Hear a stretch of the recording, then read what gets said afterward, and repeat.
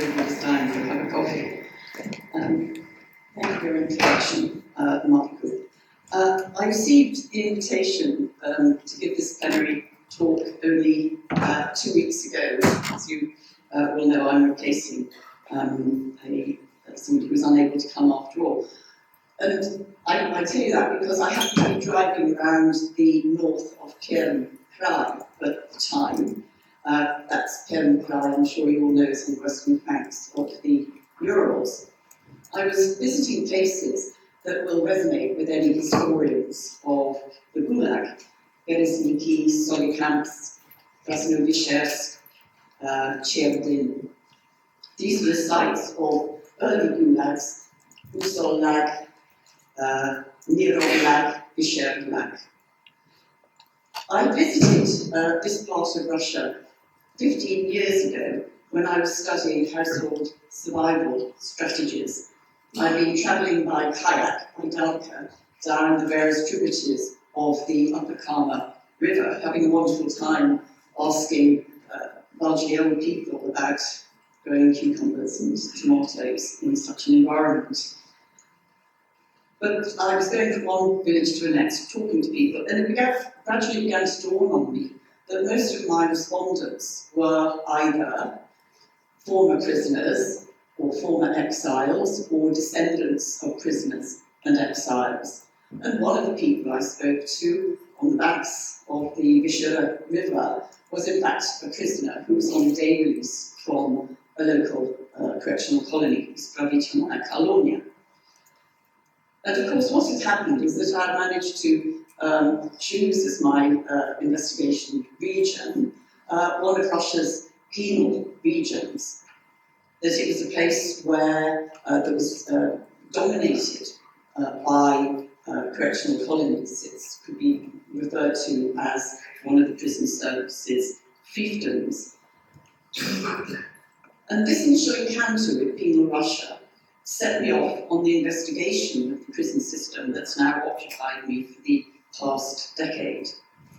I'm fascinated by Russia's attachment to solving its problems of criminality, social deviance, political opposition by expelling it to the peripheries. Today, there are 30 penal facilities like these in the picture in Krai. So as I was travelling around and thinking, what on earth can I talk about today, actually, I didn't have to take too long to come up with the answer. Because it seems to me that if we're addressing the theme of life and death in Russia, it's very difficult not to talk about the prison system at the present time. The original call for papers highlighted an interest in problems of poverty, inequality, and mortality. We find all of these in the prison system. Among the millions, and it is literally millions of people who have been drawn into the prison nexus in the past 25 years.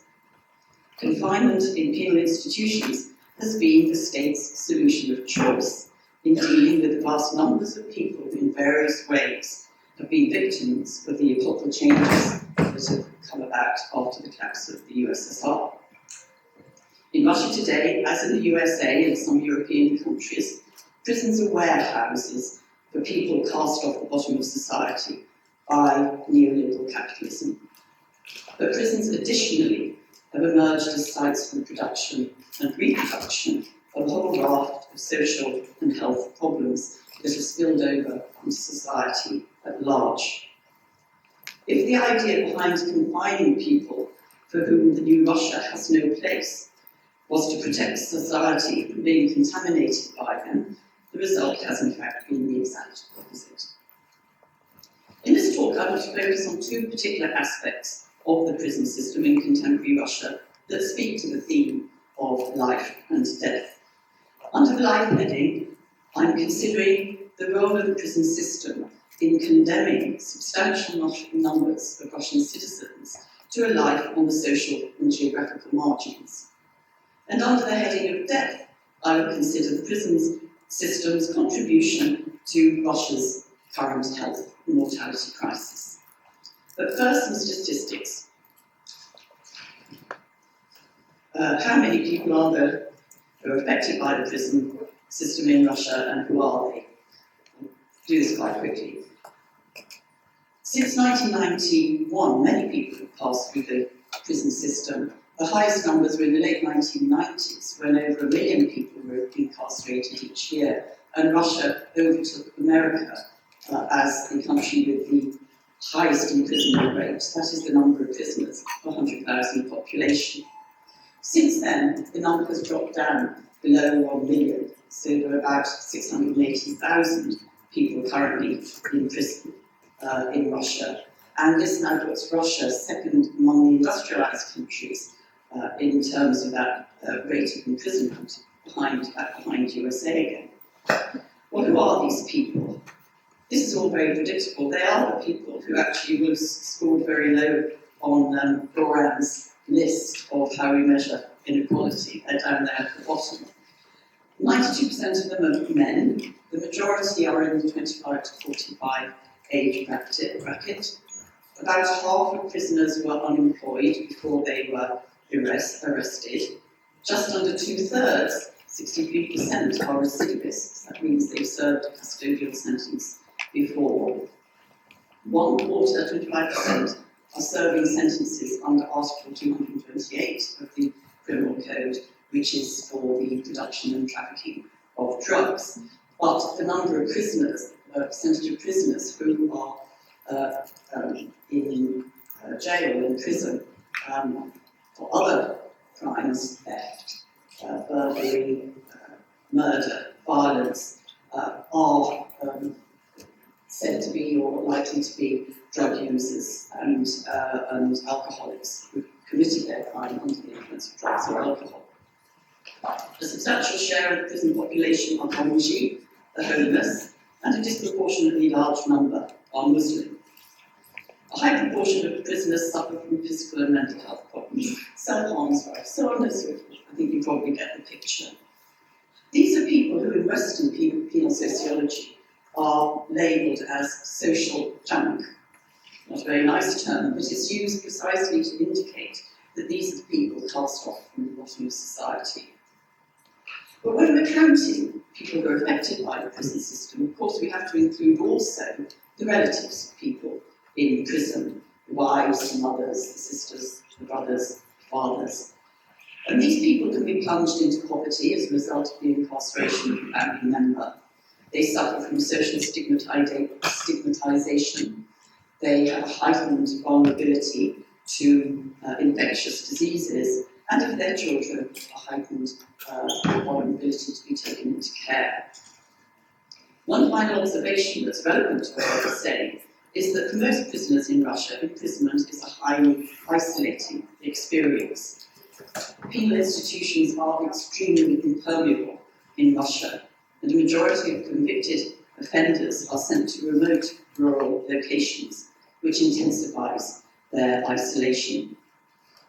The majority of correctional institutions are concentrated in what I term the penal heartland, and this is an arc of regions starting up in the European north, Aleksanteri province, Kobe, going down through the Volga Urals and tapering into western Siberia, but with outliers in the north of Siberia and the east.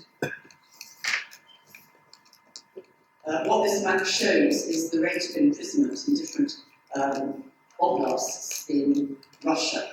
And what is designed to show is the pattern of donor and recipient regions where Russian prisoners are concerned. So if you look at European Russia, you'll see that the rate of imprisonment, number of prisoners per 100,000 population, is 200 or fewer in the European part of the country, whereas if you go to Perm, Kiev, Komi, Arkhangelsk, and the southern part of western Siberia, we get figures of over 1,000, 100,000 population.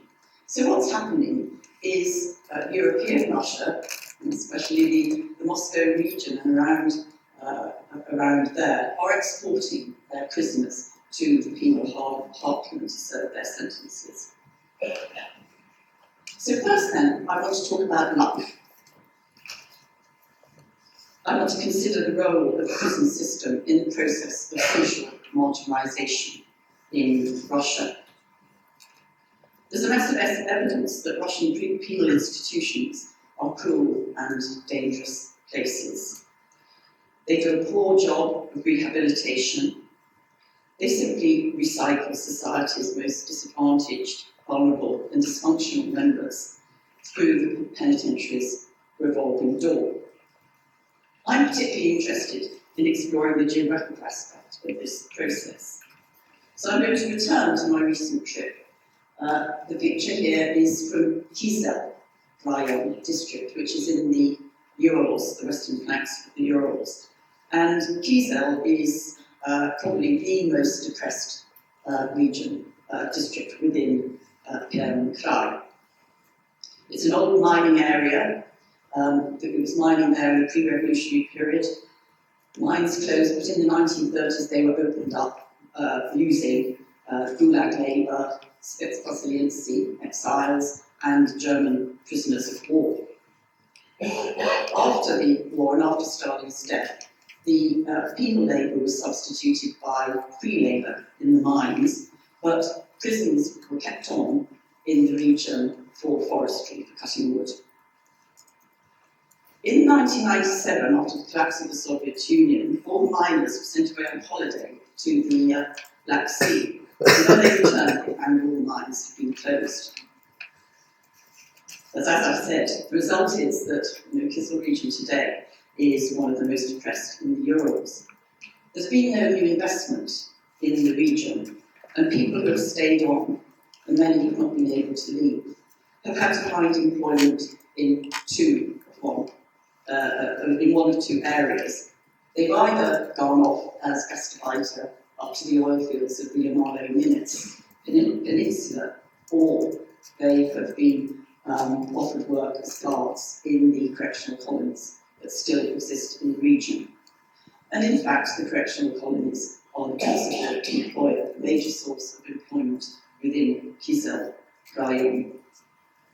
So you have a deindustrialised landscape where the principal employer is the prison service. This is another picture from Kyzyl. The previous one was of, which we saw, of abandoned buildings on Main Street in a place called Severnaya Kapistra. Here is a block of flats that's still partially occupied, but half the units are unoccupied. But the interesting and intriguing thing, of course, is that there are 2 really quite smart-looking cars. And these, of course, belong to the prison officers who occupy the flats in this block. There are many other places like Kyzyl in the penal heartland where mining industry, agriculture and forestry have collapsed, but all that is left to employ the local population are the correctional colonies. These are the places to which prisoners are sent in Russia today. So the question we have to ask is, what are the prospects for prisoners confined in such places have? What are the prospects for their successful re-entry to society? The answer is that the prospects are not good. Firstly, isolation means that very few outside influences can penetrate the colony fences. Russian prisons have very low rates of family visitation.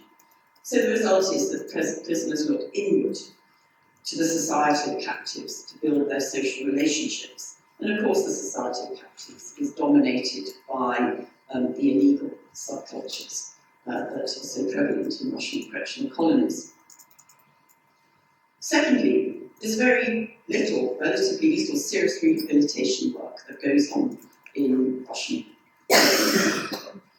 Even forced labour, which was the principal means of correcting prisoners during the Soviet era, is far rarer in Russian correctional colonies today. There's about a 30% use of able-bodied prisoners for work. Although I did read actually on Facebook this morning that last year the prison service in Russia made 50 milliard rubles from selling the products of its prison industries.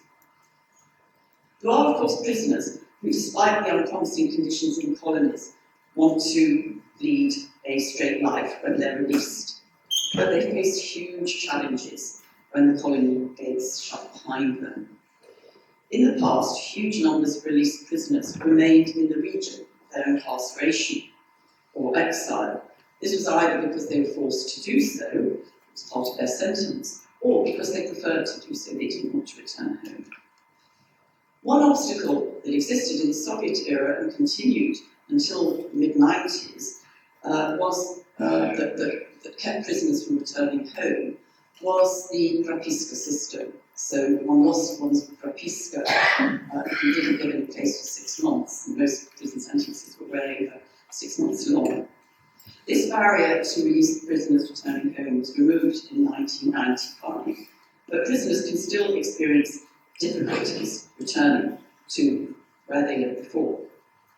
For the 6 months prior to the release of a prisoner, the prison service, the social worker, tries to help the prisoner fix up somewhere to live and to work. And they do this by writing letters to the local authorities, trying to track down relatives who might help. Typically, the months go by and no replies are received. The day of release comes, and the prisoner leaves the colony with a certificate of discharge in his pocket, a medical certificate giving his health status, which is normally not very good, and if he's done any work or had any education, a certificate to that effect. Crucially, though, many leave without an internal passport. And of course, you need a passport to get a job, to be able to live somewhere, and even to buy a train ticket home. The prison system adds annually to the ranks of the bomb sheet people who have no fixed place of residence, travellers, thieves, petty criminals, alcoholics, the chronically ill. With little prospect of securing employment, the temptation for these people is to thieve in order to live. And this, of course, means that they're soon rearrested and back in prison. In other words, the homeless and the poor in Russia keep the revolving door of the prison system rotating.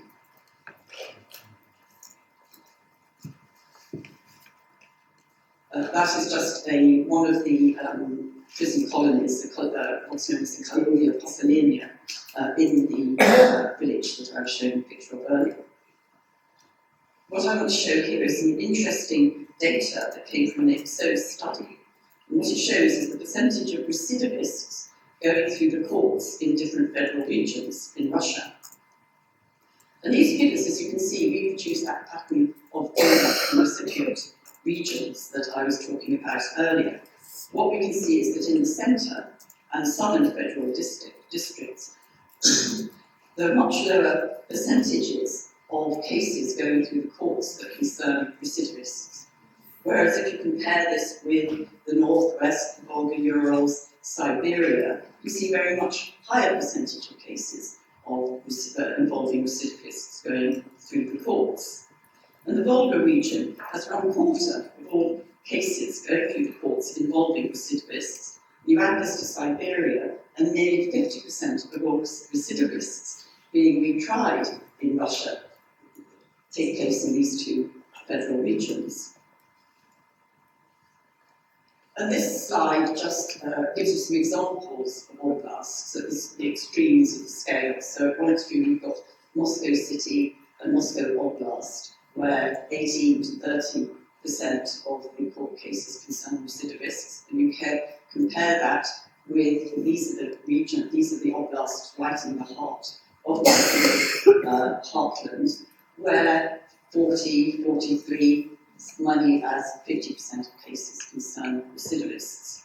What this suggests to me is that the penal heartland is actively producing and reproducing criminals. Many ex-prisoners do not make it back to their home region before reoffending. But the process of work is not just swelling the ranks of the socially marginal in the penal heartland, in these regions. These regions themselves are being reproduced as a result. The domination of whole territories by prisons inhibits new investment and economic diversification.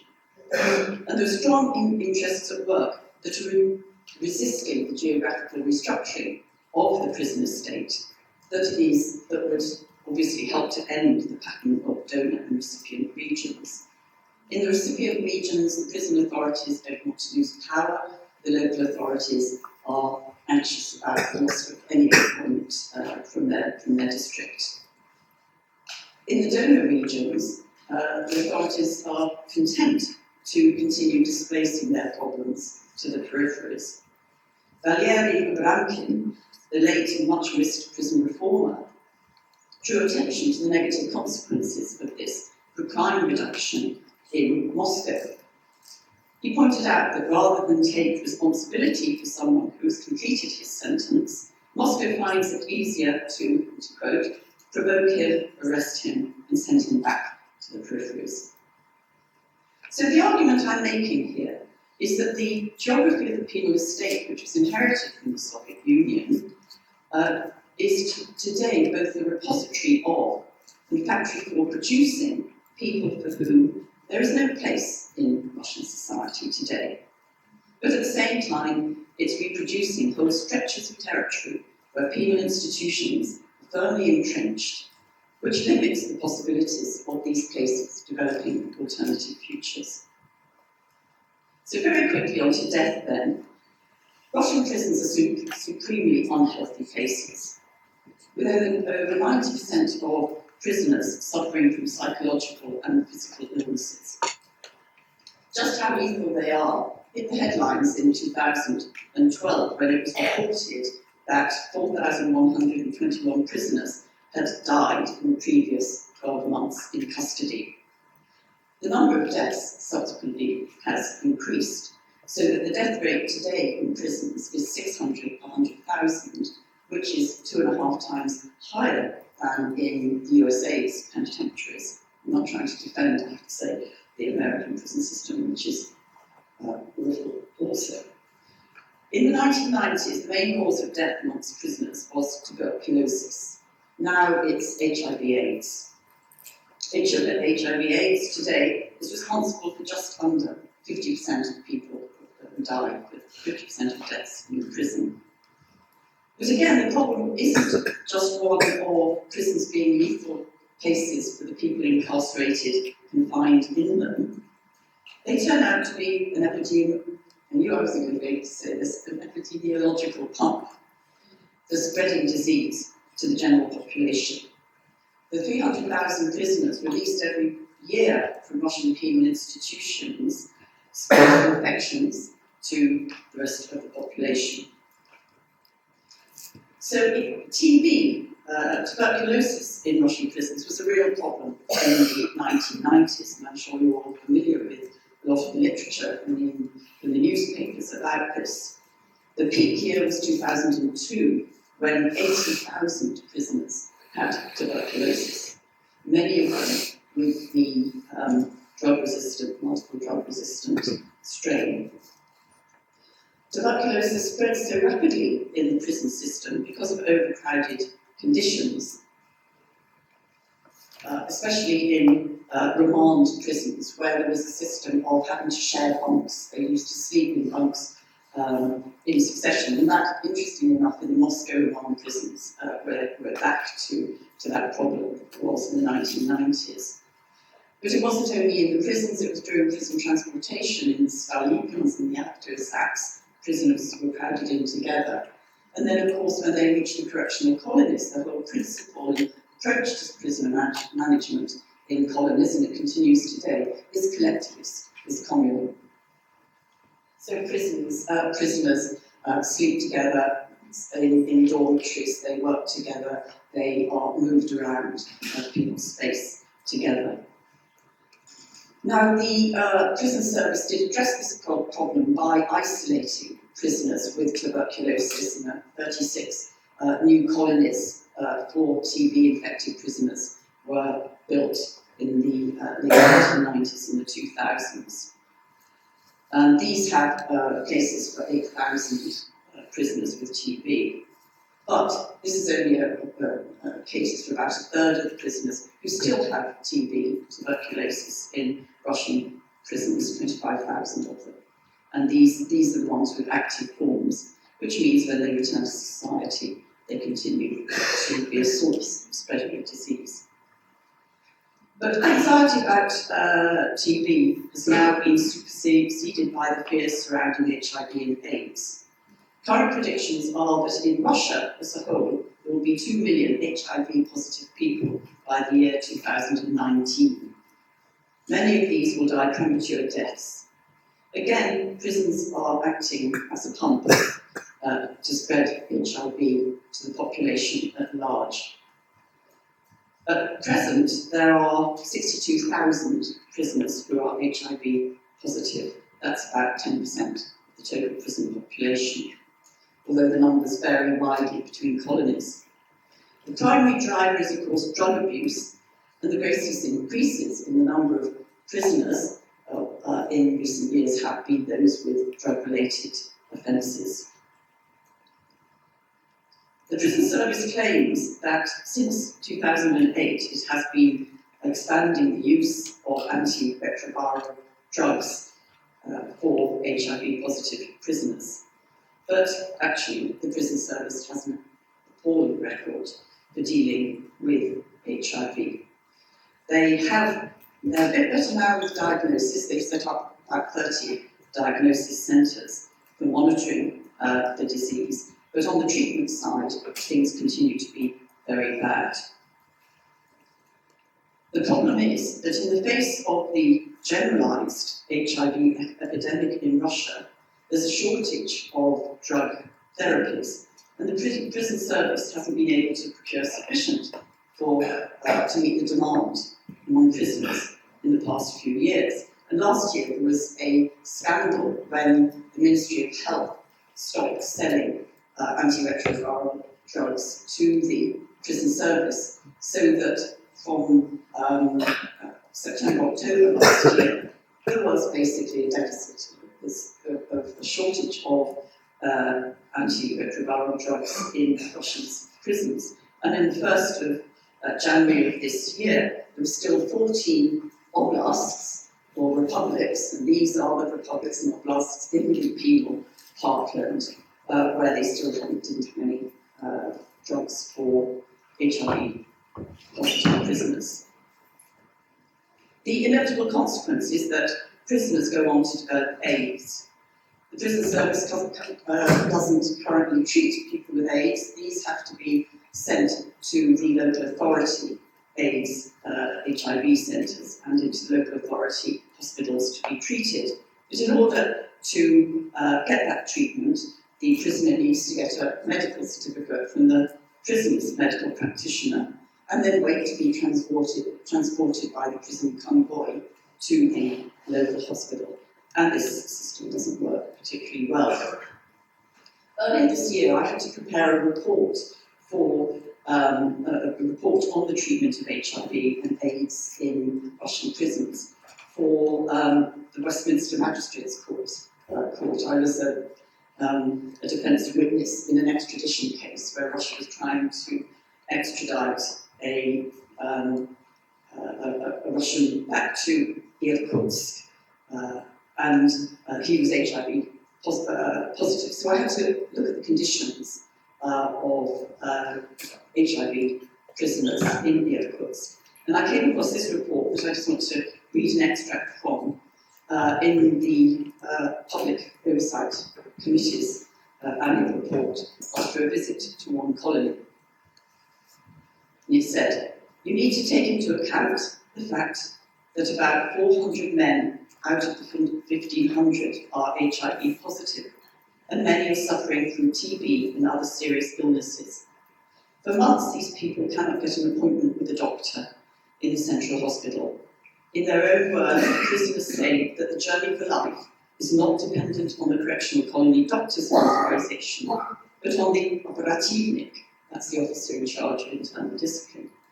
If he wants you to go, you go. If he doesn't want you to go, he strikes you off the list. And the seriously ill do not escape the disciplinary cells. The men there are just quietly left to die. They die more quickly there than they would otherwise.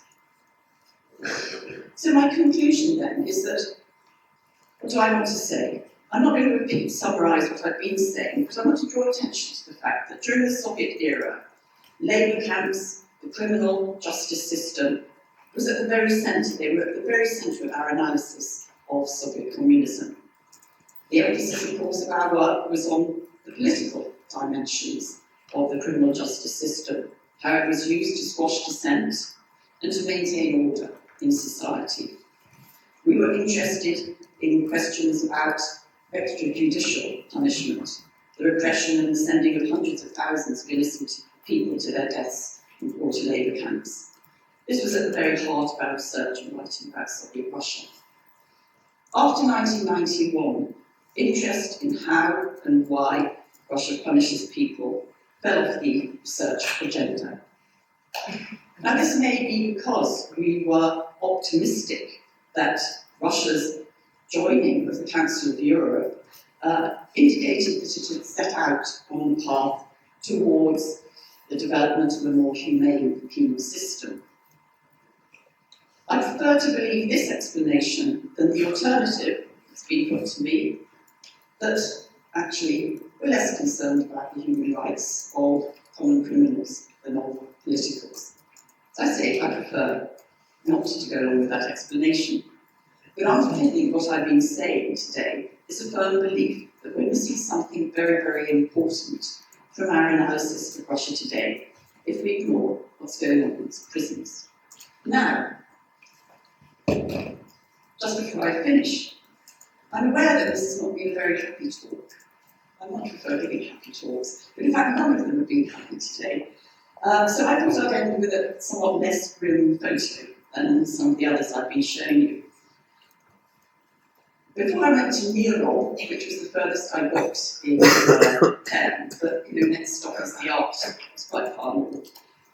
I was ignorant, I have to confess, I was ignorant that the grandfather of the first Romanov, Mikhail Nikitich, excuse me if I pronounced that wrongly, that I was ignorant that he was exiled by Boris Godunov to Nero in 1601, and he died there a year later.